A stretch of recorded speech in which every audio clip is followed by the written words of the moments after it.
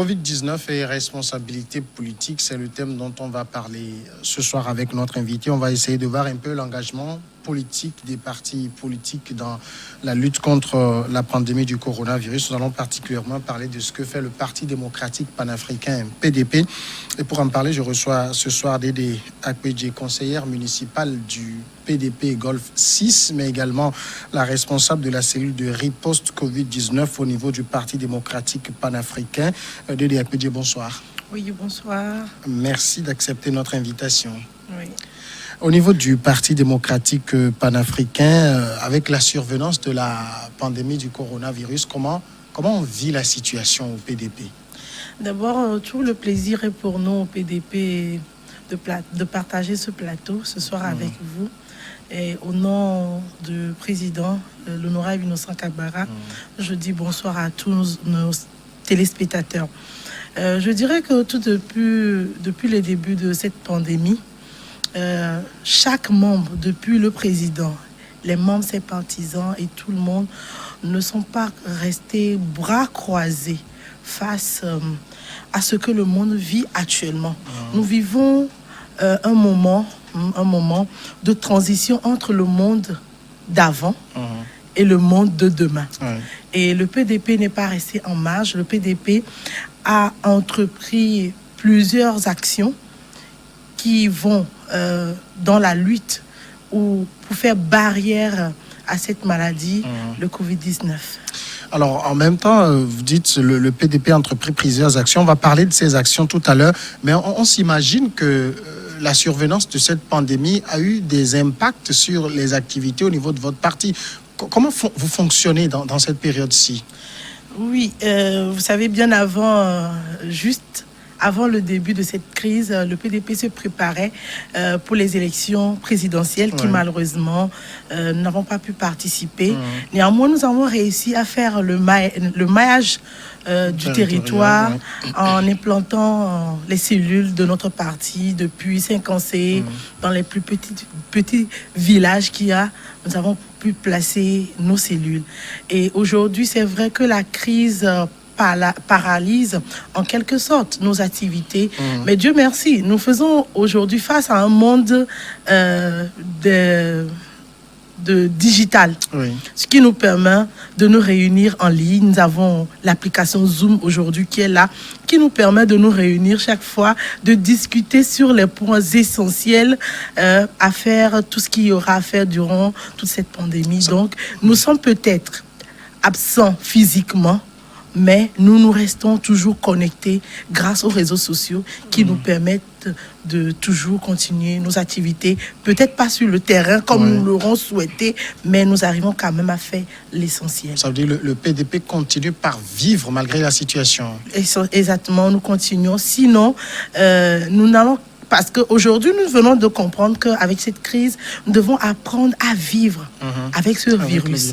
Prendre les mesures, respecter les mesures barrières. Donc, c'est ce que nous essayons aussi de faire au PDP. Essayer de vivre, de surmonter cette crise-là, tout en respectant les mesures barrières. Oui. Alors, vous êtes, je l'ai dit à l'entame de l'émission, la responsable de la cellule de riposte au Covid-19 au niveau du PDP. Qu'est-ce que vous faites au niveau de cette cellule-là? Je dirais bien avant d'être la responsable au niveau du PDP de la riposte, en tant qu'élue locale, j'ai commencé à faire un travail dans ma commune, c'est-à-dire à être une éveilleuse.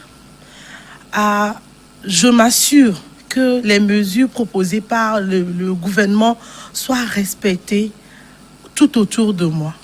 Dans mon quartier, plus ou moins. C'est là où j'ai commencé ce travail, où ensemble, on s'est rendu compte au niveau de PDP qu'il faudrait qu'on puisse faire des actions. Et ces actions, nous avons commencé comment? Le président national, chaque matin, doit envoyer un message de résilience contre cette pandémie, pour d'abord appeler les autorités à plus s'impliquer, à les encourager dans ce qu'ils font déjà, et aussi à appeler les citoyens à un respect de ces mesures-là, à ne pas céder à la panique, parce que nous avons fait face au même moment à la pandémie, au même moment à la crise de panique. Et les deux jumelés peuvent détruire plus rapidement que la pandémie seule. Donc, c'est de là où nous avons commencé ce travail. Suivi après, nous avons remarqué que plus le temps perdurait, plus le gouvernement prenait des mesures, plus des familles étaient victimes de ces mesures-là. Et qu'est-ce que le PDP a fait? Le PDP a d'abord fait des propositions. Nous avons commencé par 15 propositions où nous avons demandé aux parlementaires, avec notre président qui a demandé à ce que le gouvernement puisse expliquer. Déjà à partir du 19 mars, nous avons fait sortir notre première proposition, puisse expliquer ce que le gouvernement est en train de faire pour la riposte. Nous avons aussi demandé à ce que le chef de l'État s'adresse à la nation. Nous avons tellement fait de propositions et nous dirons aujourd'hui au PDP, nous sommes fiers. Pourquoi je le dis? Parce que beaucoup de points qui ont été pris en compte aujourd'hui par nos gouvernants venaient, émergeaient du PDP. C'est le PDP qui a demandé à un temps soit peu qu'un centre d'isolement soit mis quelque part à part pour permettre aux cas suspects d'être traités là-bas. 2 jours après, nous avons vu le CHR qui a été mis. Le PDP a demandé à ce que les structures hôtelières soient prises pour que ces gens-là qui reviennent de voyage dans les pays à risque soient d'abord autoconfinés là-bas, qu'on puisse les tester avant de les libérer. Quelques jours aussi après, nous avons remarqué que ça a été mis en application. Le PDP a demandé que le chef de l'État puisse alléger les 3 mois au niveau de l'électricité et de l'eau. Nous avons remarqué que même si ce n'est pas en totalité, beaucoup de points, beaucoup de propositions au niveau du PDP ont fait effet au niveau gouvernemental. Plus loin, ces familles-là qui souffrent aujourd'hui autour de nous, nous avons fait des descentes dans le Grand Lomé. Plus de 500 familles ont été touchées par les gestes de notre parti, le PDP. Des kits de vivres composés de riz, de maïs, de sardines, d'huile, de gari, d'haricots ont été partagés pendant 6 semaines pour dire qu'au PDP, nous ne pensons pas uniquement politique. Parce qu'avant de se mettre sur le terrain et de demander à ceux qui sont autour de nous, votez pour nous, nous avons besoin de ci ou de ça, il faudrait que ces personnes nous sentent en leur côté au cas de besoin. Alors justement, on le voit, vous avez fait des propositions que vous considérez aujourd'hui comme étant des propositions avant-gardistes qui ont été prises en compte par les autorités. En même temps, vous avez évoqué ce volet... j'allais dire un peu d'assistance. Vous étiez sur le terrain dans des opérations de distribution de vivres et de non-vivres. Vous avez pensé que c'était important de le faire parce qu'on a vu le gouvernement qui avait quand même décidé d'accompagner les familles un peu vulnérables avec un programme Novici. Pourquoi vous avez pensé qu'il était aussi important d'appuyer les personnes avec les vivres et non-vivres que vous avez distribués? Aujourd'hui, nul n'est sans le savoir que le programme Novici ne s'étend pas à toute personne. Justement, elle s'étend aux personnes qui sont les plus touchées par les mesures mises en place par les autorités. Et il y a aussi des réalités que nous ne pourrons pas tout dire. Nous connaissons des familles bien proches de nous qui ont des difficultés à survivre bien avant cette crise et qui aujourd'hui, avec la crise, s'enfoncent encore plus et qui ne sont même pas prises en compte par le programme Novici. Est-ce que nous allons laisser ces familles-là et dire, au fait, aujourd'hui, le gouvernement fait de son mieux? C'est-à-dire, le gouvernement a décidé d'aider la population avec le programme Novici. Mais il est aussi de notre devoir, en tant que parti politique, de faire notre mieux pour accompagner ce que le gouvernement fait. Et c'est ce que nous avons décidé de faire en mettant nos kits. Et nous avons bien pris, vous allez me demander comment est-ce qu'on a pu sélectionner ces familles-là. Oui, vous savez que, aussi important. Oui, vous savez que nous avons déjà nos cellules implantées un peu partout dans les quartiers autour de nous.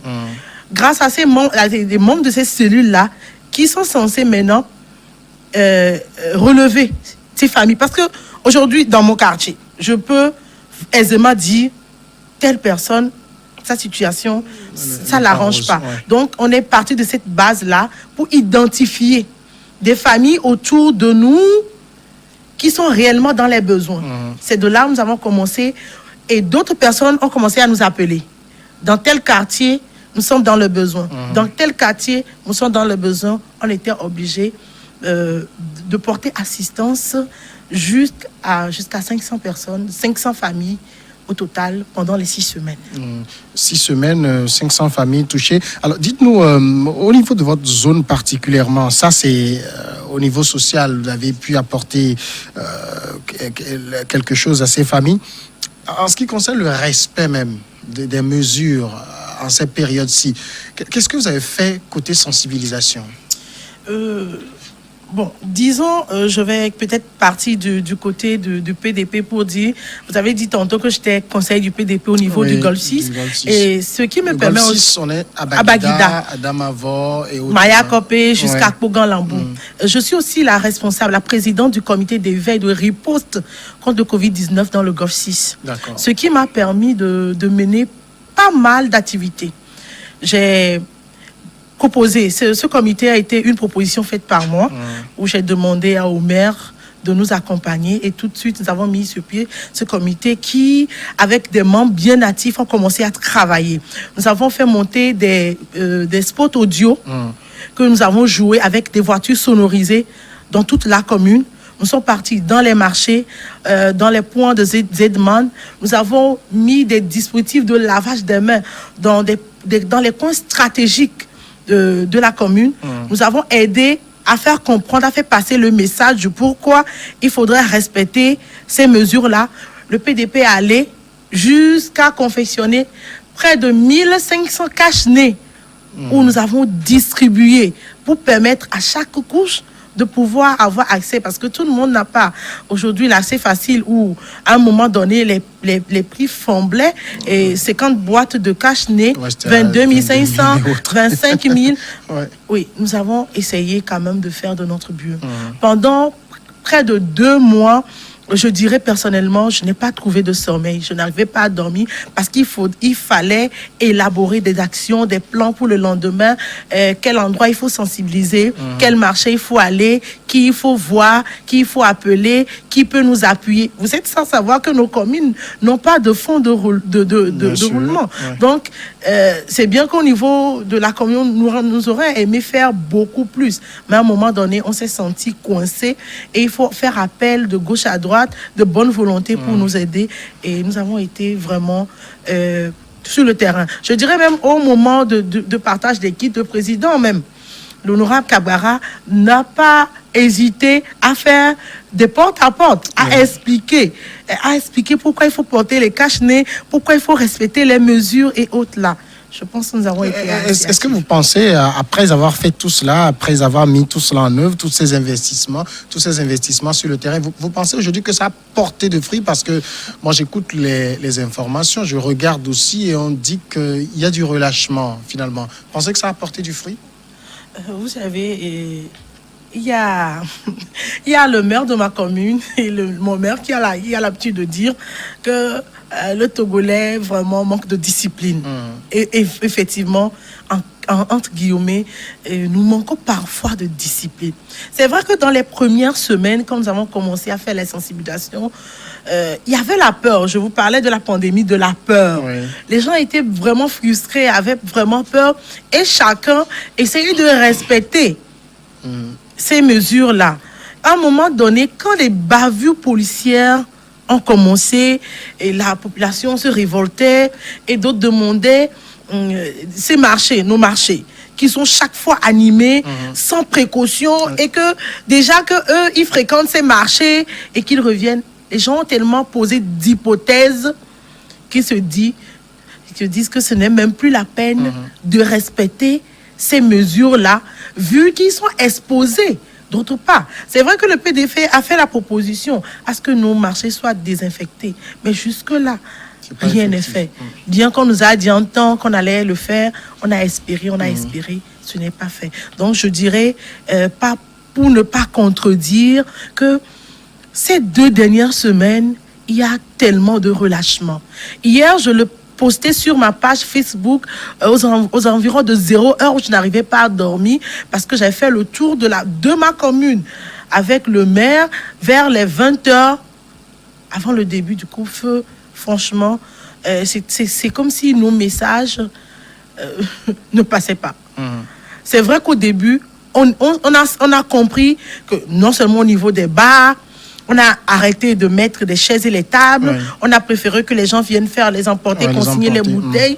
Mais à un moment donné, on sent aussi qu'il y a des choses qui prêtent à confusion. Au niveau des communes, si on veut en parler. Par exemple, une commune qui passe un communiqué demandant à ce que les bars dans ma commune soient ouverts, mais qu'il n'y a pas de disposition de table, de chaises. On préfère que... Et la brasserie, par exemple, qui renvoie, ou le syndicat des tenanciers de bar, qui renvoie un autre communiqué à ces tenanciers leur demandant d'ouvrir le bar et d'exposer, de mettre les chaises. Vous voyez que on a du mal on se demande sur qui à s'appuyer, qu'est-ce qu'il faut faire, qu'est-ce qu'il ne faut pas faire. Au même moment que nous sommes en train de faire cette riposte, c'est une population à laquelle nous avons demandé à un temps soit peu de voter pour nous. Et cette population s'attend que nous les protégeons. En voulant parfois protéger, il peut se sentir blessé. C'est-à-dire, la personne sent que c'est comme si toi, tu viens t'opposer à son activité. Vous en prenez à leur activité génératrice prise de revenus. Donc, pour lui, tu n'es pas la bonne personne. Et il y a tellement de choses derrière cette pandémie que vraiment, il va falloir à un temps, soit on l'avait demandé, que le chef de l'État s'asseye, pas seulement avec les maires, mais avec les élus locaux, pour penser réellement à une stratégie au niveau des communes. Aujourd'hui, on a demandé, on dit, pas plus de 4 personnes dans les voitures, c'est-à-dire 2 devant, 2 derrière. Oui. On prend aujourd'hui la route qui quitte, par exemple, le port jusqu'à Ného. Il y a le Golfe 1, il y a le Golfe 6 chez nous, et il y a le lac 3. Au même moment, vous allez voir une voiture quitter là-bas. Quand on l'intercède au niveau du Golfe 1, parce qu'il y a trop de passants, il laisse une personne. À peine il arrive au niveau du Golfe 6, il contourne, il va prendre la 5e personne plus haut. On l'intercède peut-être vers l'acte, c'est-à-dire, on sent que il n'y a pas... Les gens n'ont pas adhéré aux mesures. Aux mesures, non seulement ça, les plus gros responsables n'ont pas pris le temps de fédérer les actions. Parce qu'aujourd'hui, au niveau du Golfe 1, du Golfe 6, de l'acte 3, ils doivent avoir une fédération d'actions, c'est-à-dire... Sur tout ce tronçon-là, c'est le respect ou rien. Il n'y a pas possibilité de contourner tout ce qui est mis sur pied par le gouvernement. Parce que nous, aujourd'hui, on ne peut rien faire qui ne vient du gouvernement. Nous ne faisons que demander aux populations de respecter ce que nos dirigeants ont dit de faire. Oui. Alors, ça veut dire donc, après toutes ces périodes de sensibilisation, d'action sur le terrain, vous continuez de noter quand même que c'est pas suivi, disons clairement. Non, c'est pas totalement suivi. Il y a assez de relâchement, surtout cette semaine qui vient de s'écouler. Il y a vraiment du relâchement. Et puis, avec le couvre-feu qui a été revu, les gens ont craint un temps soit peu que c'est parce que le Togo a trouvé une stratégie pour contrecarrer la maladie. On est en train de vaincre le mal. Oui, c'est ça, c'est pour cela qu'on enlève le couvre-feu. Aujourd'hui, je le dis très souvent que c'est une histoire, c'est une question de prise de conscience. Parce qu'aujourd'hui, je prends cette maladie, je prends ce mal, je peux contaminer un grand nombre de personnes autour de moi. Pourquoi mettre des vies en danger ? C'est la première question. Si on s'aime réellement et on aime ceux qui sont autour de nous, je pense que ce n'est pas sorcier de porter des cache-nez et de sortir avec. Ce n'est pas sorcier de ne pas sortir, de diminuer, de limiter nos fréquentations. Ça ne serait pas pour toute la vie. Plus nous refusons de respecter ces mesures, plus les cas vont s'augmenter. Et quand les cas s'augmentent, on sera encore obligé de faire du confinement. De prendre d'autres mesures. Justement, on le voit, les cas grimpent, ça continue de grimper. Là, on avoisine presque les 400 cas, c'est confirmé, même s'il y a autour de 250, en tout cas 250 cas actifs et les guérisons plus d'une centaine. Alors, pour vos actions au niveau du Parti démocratique panafricain, vous les avez intensifiées. Bon, on le voit, c'est comme si au niveau du Grand Lomé, c'est fini, vous avez replié vers l'intérieur, c'est ça? Non, la dernière vague qui vient de se terminer, c'était terminé au Grand Lomé. Pour la semaine qui vient, nous serons au nord. Nous allons aussi mener les mêmes actions dans le nord et avec nos militants, nos sympathisants. Aujourd'hui, vous savez, pour des mesures, et aussi, il faut aussi comprendre que ces dons que nous faisons, ça provient d'une seule personne. Ça provient du fond d'une ou deux personnes dans un parti, et c'est vraiment difficile. Nous savons que tout le monde est en état de crise et qu'il faut savoir, c'est pourquoi nous accompagnons le gouvernement dans ce qu'il fait. Le gouvernement a déjà commencé un travail. Les coins, les villes où il n'y a pas de cas suspectés, où les activités vont de bon train, où il n'y a pas de coup-feu, il n'y a rien qui les empêche. Nous allons juste parler de la sensibilisation. Nous allons juste parler des mesures, des respects de ces mesures-là. Mais les endroits qui sont les plus touchés, aujourd'hui, nous allons prendre le cas de Sokodé, par exemple. Le PDP ira vers ces populations et fera néanmoins une action pour leur montrer que nous faisons la différence. Pourquoi je dis nous faisons la différence? Parce que je dis que le PDP, c'est loin des partis de l'opposition qui a choisi d'émerger avec une jeune classe politique et a aussi choisi de faire la politique autrement. Faire la politique autrement, c'était bien difficile dans les temps pour un politicien de faire sortir de l'argent, d'être dans le social. On est plus cantonné sur la conquête du pouvoir. La conquête du pouvoir. Mais au PDP, nous avons compris, avant de penser au pouvoir, il faut d'abord penser à la population. Cette population qui, naturellement, vous fera confiance pour vous avoir vu à l'œuvre à un moment où ils avaient le plus besoin. Je ne pense pas qu'au moment d'un quelconque élection, on va encore perdre du temps à parler parce qu'ils savent que ce parti... Vous avez fait du concret. Dédé Akpédié, vous m'avez devancé en répondant tantôt à la question. J'allais te demander, vous trouvez les ressources ou est-ce que vous aurez encore le souffle pour continuer, le souffle financier pour continuer ces actions? Il y a un adage de chez nous qui dit, lorsqu'il y a là à manger pour une personne, il y en a à manger pour plusieurs, pour deux, pour trois. Si je peux trouver un bol de maïs pour écraser et manger aujourd'hui, je pense que je peux diviser mon bol et donner une partie à quelqu'un à côté de moi. C'est tout simplement une question de volonté. C'est vrai que ce n'est pas facile, mais il y a toujours de ces personnes qui croient en ce que vous êtes en train de faire pour avoir vu du concret chez vous, qui savent que ces personnes-là ne sont pas la quête d'un fauteuil, d'un pouvoir. Non. Mais c'est aussi votre vocation en tant que parti politique. Oui, c'est vrai, c'est notre vocation. Mais nous, on dit au PDP que nous donnons du temps. Nous donnons encore 5-10 ans de travail. Parce qu'avant de parler, la politique aujourd'hui, nous ne voulons plus faire les mêmes erreurs que nos précédents, nos grands frères, nos papas. Nous voulons asseoir une politique pour que cette génération qui vient après nous soit quand même fière d'avoir des leaders qui ont pris le temps de mettre des fondations solides. Et ces fondations, il y a la base de l'humanisme qui nous appelle chaque jour à ne pas être des leaders pour nos poches ou à ne pas être des ambitieux uniquement parce que nous sommes à la quête du pouvoir. Le pouvoir, oui, mais l'humanisme aussi, ça compte. D'accord. Dédé Akpédié, merci d'avoir accepté de répondre à nos questions.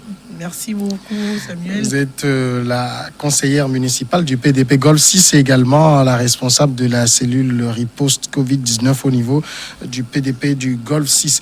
On va marquer la pause et puis derrière, c'est Regards croisés qui suivra.